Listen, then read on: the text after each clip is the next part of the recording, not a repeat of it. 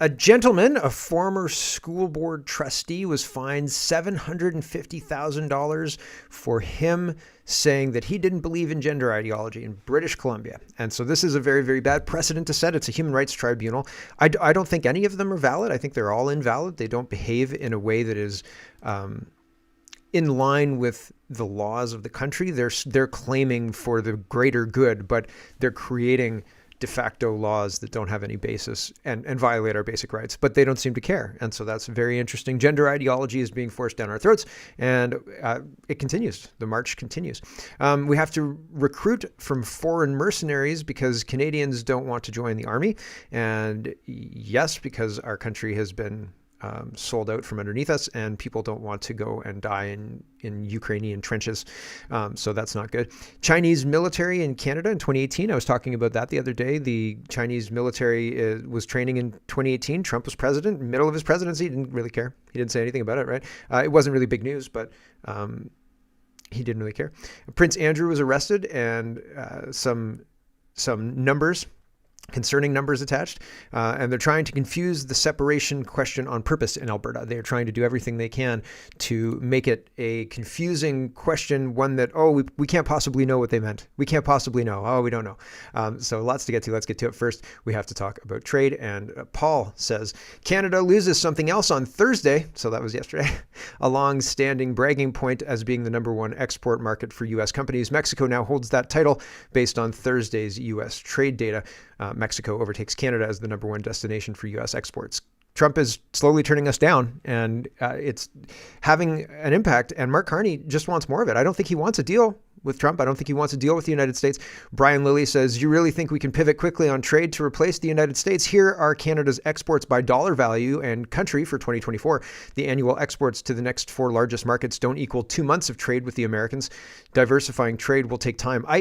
It's not possible. Geography matters. Geography matters like biology matters, right? Like you can pretend all you want. You can dress up in a pretty dress. You can listen. If we had pipelines to the West Coast, we could export to all sorts of places that want our stuff, but we don't make moves to do that. I have no problem doing that. It's a great idea. Let's do that, but not to replace trade with the United States, to supplement it, to add to how much money we can make in our country, because that's good business sense, right? Like we should do that, but not to hurt the Americans, to benefit Canadians. But of course, benefiting Canadians means sending money to Ukraine, unfortunately. And Brian Lilly's got a nice chart here, and it's billions of dollars to China, billions of dollars to the United Kingdom, and $419 billion. So $500 billion almost to the United States. Not even close. Not even close. And nobody cares to acknowledge that. Is there a backup plan, sir? Backup plan? Nah, we don't need any backup plans in Canada. Here we go. Now, has Canada also discussed any contingency planning with Mexico in case the U.S. formally seeks bilateral arrangements? No, we haven't. Now, has Canada also discussed any contingency planning with Mexico in case the U.S. formally seeks bilateral? No, we haven't. Well, that's unfortunate. They should probably be looking into that. John says the ultimate irony. Uninformed Canadians elected Mark Carney as the expert to make a deal with Trump, when in reality his entire political career depends on him not making one and actually making the relationship worse. Yep. Here is a little bit. Rosemary Barton was talking in January 22nd to be exact, and she says, I'm curious to see how those attention-grabbing words that he has this week, whether there will be a price to pay for them in terms of how the U.S. responds. But what I think is so difficult about this moment is that you also have to find a resolution with the United States. And that is very much, of course, what he promised Canadians he would do. Yeah, Mark Carney said that he would get a deal, and he has not gotten a deal. CBC Watcher says it's been a month and Barton and CBC have gone mum on asking Carney about what he is doing to get trade back on track with the United States. So, I guess if I was interviewing him today, my question would be, what are you going to do to get that ball moving again? Good question. But a month ago, we don't have an answer. Holly Doan says Canadians traveling to Cuba should expect to be stranded without electricity, food, or fresh water, says CAG Corporate. Diplomats updated federal travel advisory warning conditions were so poor, drivers were fighting in gas station lineups. So welcome to Cuba. Do you have any food? No, didn't bring anything. What are you thinking? Juno News says Minister Joe Lee touts Canada as a leader in EV production, but 52.5 billion in incentives has yielded one domestic EV, 33,000 lost auto jobs in 2025, and subsidies mostly benefiting U.S. manufacturers. And she's talking for a minute and a half, and I don't want to really listen to her because she's doesn't say much. Wall Street Mav says, why does it seem like the Canadian government is making every decision to make the country worse for Canadians? The government is intentionally making it better for foreigners and worse for Canadians, and the Canadian people keep voting for it. Our elections are rigged. We're not voting for that. It is not what we want, I don't think. Tom Quiggin says, is responding to the Globe and Mail, and the Globe and Mail says, out of nowhere, Canada becomes poorer than Alabama. How is that possible? Bad governance. Tom says it was not from out of nowhere. It was from 10 years of Trudeau and his post-national agenda. Yep. And here is Franco Tetrazzino, and he's got a minute and a half talking about, he says they're taxing beer into oblivion. In Canada, taxes make up 46% of the price of beer. In the US, it's 17%. In the EU, it's 30%. Canadian governments are making everything more expensive with their insane tax burden. Yes. Food professors talking about the price of food as well. And he says, if the fact that the US food inflation is less than half of Canada's isn't a wake-up call for Ottawa, I don't know what is. And remember, tariffs are inflationary by nature. If anything, they should have pushed food prices even higher in the U.S., not kept them lower than ours. Yep. And however, we're getting screwed, and we don't have any kind of real response to that. I wanted China to be earlier. We're going to move China up. China just got promoted. Here's 2018, going back to 2018, and Liz Churchill says Canadian Army in 2018, the Army deployed a team of 4 observers from the Canadian Army Advanced Warfare Center to China. The Chinese PLA accepted a reciprocal invitation from Canada to observe winter survival training in Petawawa. They're all Chinese military, so people were marching through, and people were driving around saying, weird that there's Chinese military marching around. CBC Watcher has Frank Caputo, and he says, 10 days, no response. This is from yesterday. While the Prime Minister called China the greatest threat to our security during the election, he signed a memorandum of understanding with China on intelligence matters. It's not public. Why? Because he's hiding something. CBC Watcher says, if only Canada had a free press that held government to account. Yeah, unfortunately, we don't. And if you try to become a free press to talk about potato-headed Justin Trudeau or anything like that, then they crack down on you and they silence you. It's wild. Paul Joseph Watson says, remember when the conspiracy theorists said they were mass importing migrants to become soldiers for regime wars? Well. Migration can provide the manpower for European defense. From China? Yeah, it seems like that's what they're gunning for. There's lots and lots of people. And here is Prince Edward Island, and this is 4 minutes. We'll listen to like the first minute and a half. I listened to it in double speed, so this is a little bit old. And remember when we talked about this? Nothing happened. Nothing happened. Here we go. Came to us, and what we found was money laundering, corruption, and elite capture at the highest levels. During our investigation, we had some brave citizens, islanders from Prince Edward Island that came forward and provided a depth of information that would provide for a law enforcement agency sufficient grounds to launch a criminal investigation.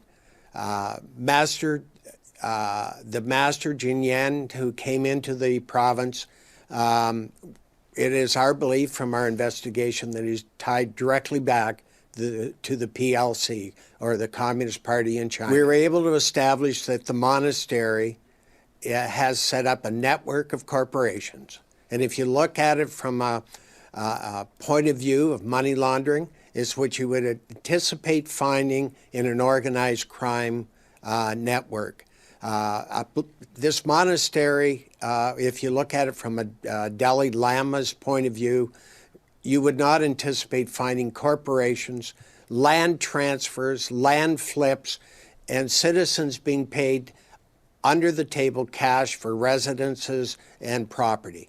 And that is what has happened in Prince Edward Island now for a period of a number of years, ever since the provincial nominee program came into existence and they were allowed in.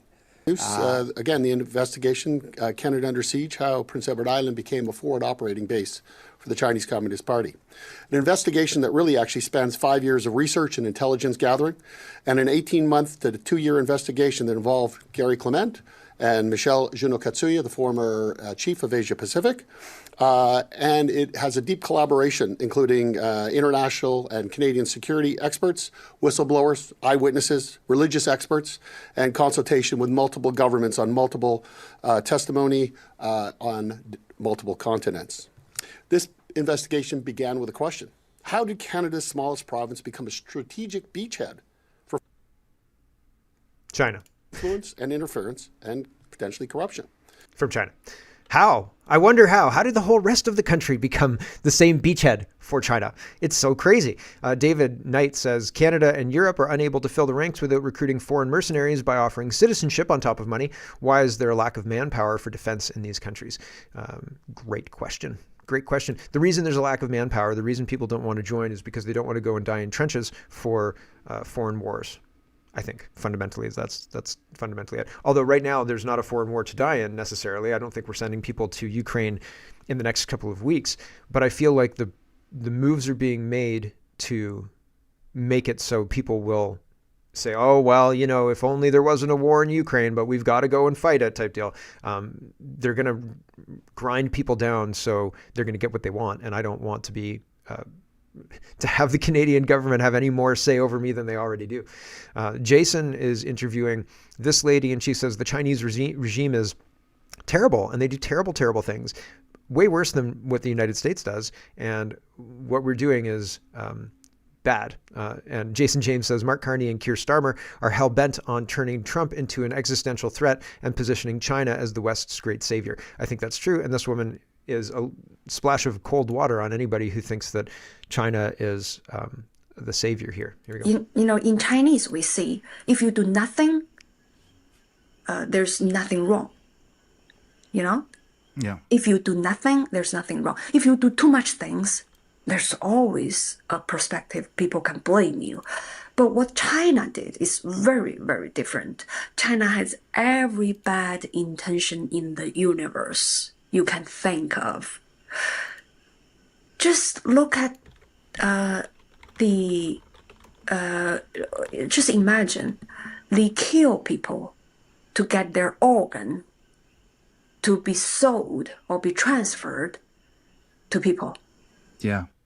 They killed weavers, they killed Falun Gong practitioners, and they killed random Chinese, including Chinese teenagers, because their organs are fresh and good, because they are young. Okay? So they have every bad intention in the universe to destroy you. Americans try to do good and do some bad thing. I agree. But that's very different from China. China wants to destroy you, and not only because they are a bad person. It's because that's the only way for communism to survive. The communism survive by destroying internally and externally. Yep. And we're watching the whole thing play out in Canada too. And it seems like we're paralyzed to do anything about it. It seems very, very strange that we can't do anything about it. This guy says, well, this guy points this out, and he says, Canada first confiscates all the guns. Canada then recruits third world migrants to fill the ranks of police and military. Canada then imports highly trained foreign soldiers. Do you see what's going on?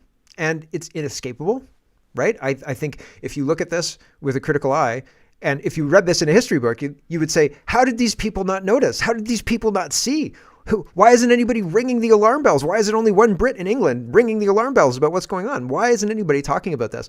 And the answer is because they're all in on it. They're all in on it. Pierre Poilievre, yesterday, and I've got the video right here, put out a budget chili recipe. The Super Bowl's over, man. Budget chili? Are you kidding me right now? And so he says, go to the supermarket and just, go back to sleep, guys. Make some chili. Everything's fine. I'm going to make a cheesecake with Doug Ford and everything's going to be okay. And I just don't believe him at all. Food Professor says, this is a very important public advisory from the leader of the official opposition. That's right, Mr. Poilievre. You don't need onions to make chili. It's perfectly fine to hate onions. So people are playing along with this crap. But this is like a 7-minute video. I'm sure that there's policy laced in it, right? And talking about how expensive food is and all sorts of other things. It's Polyev going around a grocery store. I have not watched this because I find like it's a waste of my time. I don't want to watch him talking about this. Why isn't he standing on a stage somewhere talking about the invasion of Canada? Why isn't he standing on a stage somewhere talking about how dangerous China is and how dangerous Mark Carney is? Why did he pass the liberal budget? What the hell is he doing talking about Chile? Are you kidding me? Wasting my time? What? Conserve what exactly, right? Get mad. I don't care. It's unconscionable. You have a job to do, for crying out loud. Make some chili? Okay. Resign as the leader of the party. Although it doesn't really matter who the leader of the party is, because we all know they all work for somebody else who doesn't live in Canada. They're globalists and they don't work for us. They work for them. So Dr. Mike P. Moffat says in 2004, a young couple could buy a brand new family-sized starter home in London, Ontario for less than 3 times their income. By 2019, that had risen to 6 times, today 8 times, and unless costs go down, it will take over 36 years to restore affordability. So great. When I'm 76, that's going to be, everything's going to be great. Everything's going to be, or 80, never mind, the math was wrong there. Mike Moffat again says, here's the thing. He's responding to Phil. Phil says, the fact that this image aligns with government's idea of what a new family-sized starter home can be expected to look like is a big part of the reason why, if we want money to remain fiat or go down, we must change what we're building. Here's the thing. We did change what we built. Single detached homes starts are down 80% in Ontario since 2004. The last 20 years have seen the most transformative change in building typologies in post-war history. And look where it's gotten us. Ontario housing starts by type, excluding purpose-built rentals. So the starts are down, right? That's 2023. We're 2026. Is the data lagging, or is he just cherry picking data? I'm not sure. Here's Mark Carney, and he says, Ryan Garrettson says, listen to this convoluted nonsense to get things built in Canada. No wonder 9 homes were only built last year. He keeps claiming things are being built at speeds we've never seen, maybe because we haven't seen anything actually being built. This is crazy. It's 3 minutes long. I don't want to listen to Mark Carney, so we're just going to carry on. We will listen to Mark Carney in a minute. He's talking about C2. Well, right here. Here's Mark Carney talking about C2, claiming that you'll need a warrant if you want to spy on people, suspected criminals. You'll need a warrant. But the reality is you don't need a warrant. The reality is the legalese in the bill makes it so you don't need a warrant, really. Mark Nixon says Mark Carney is using the explosion in extortion cases in Canada as his justification for Bill C2. Bill C2, law enforcement can tap into your electronic devices, look at your communications without a search warrant, monitoring police state. Yep. So they're going to see what you're doing. If you're getting together with other freedom-minded people, well, they'll come in and do whatever China does, right? Canada Proud says Mark Carney just lied to Canadians, claiming that he would still need a warrant under Bill C2 to track your phone. Here's the actual text of the bill, section 48711. A peace officer or a public officer may, in the course of their duties, exercise any of the powers described in section 487, 492, 492.1, 492.2 without a warrant if the conditions for obtaining a warrant exist, but by reason of exigent circumstances, it would be impractical to obtain a warrant. This is yet another example of Mark Carney telling an easily verifiable lie in an attempt to amass power in his own hands. And they're always lying. I don't think there was a day during the campaign where Mark Carney didn't lie. And so, speaking of lies, Blacklock's reporter says BC First Nation confirms it never tried to recover alleged graves of 215 residential school students, despite claiming $12 million in federal funding for exhumation of remains. So that's crazy. In the real world, we call that fraud, says Corey. In Canada, there will probably be more tax dollars given to fraudsters. Yeah. Fraud on a massive scale, fraud of the taxpayer. And that's not good. You don't want that. But we have it. En masse, we have it. It's unbelievable. Cosman says Canadian high schools are putting up signals telling white kids they're oppressors, that racism doesn't apply to them, and to not even bother reporting it when it happens. Henry Street Secondary School in Whitby, Ontario, by the way. And so it says racism is not fluid. And so here's a black kid and a white kid, and I think one's male and one's female. I think maybe, does the white kid have a ponytail?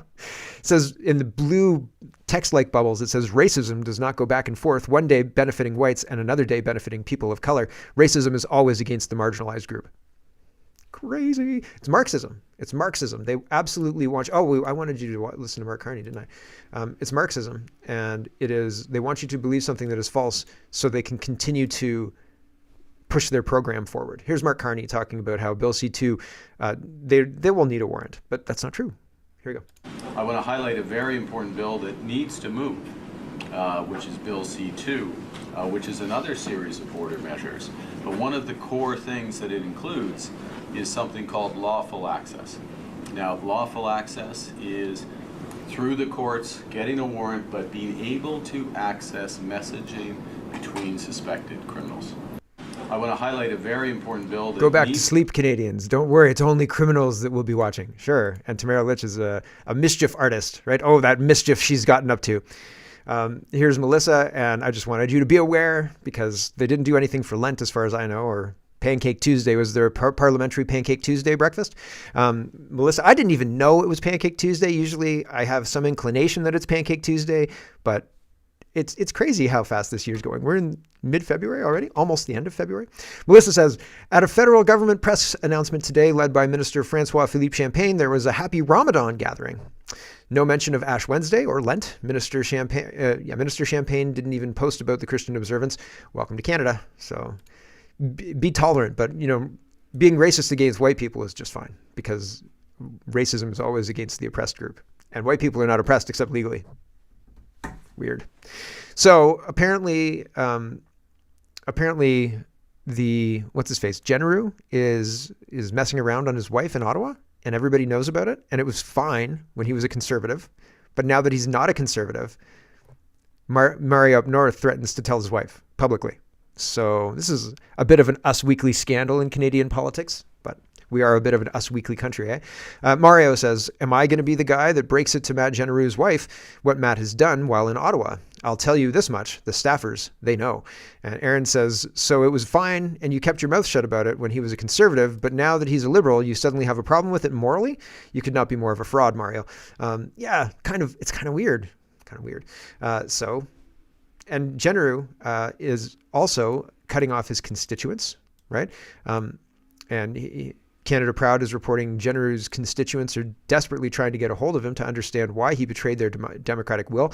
But Matt, who is in Edmonton as of yesterday, doesn't think he owes his constituents an explanation. He won't even show up to work to face them. Shameful. Yeah, pretty shameful. Pretty brutal there. And Sergeant, this guy says, they say every vote matters until it doesn't. And Wealth Moose says this is the part that should enrage people. When voters did their job, they showed up, they chose a conservative platform less than 10 months ago, and now they're told it doesn't matter because the guy they elected can just flip teams whenever it suits him. That doesn't make those votes flexible, it makes them meaningless. If an MP can run under one banner, win because of it, and then switch sides without consequence, elections become a suggestion, not a mandate. Yep, and I think that the Liberals have a bunch of fake conservative candidates just waiting to be told to cross the floor.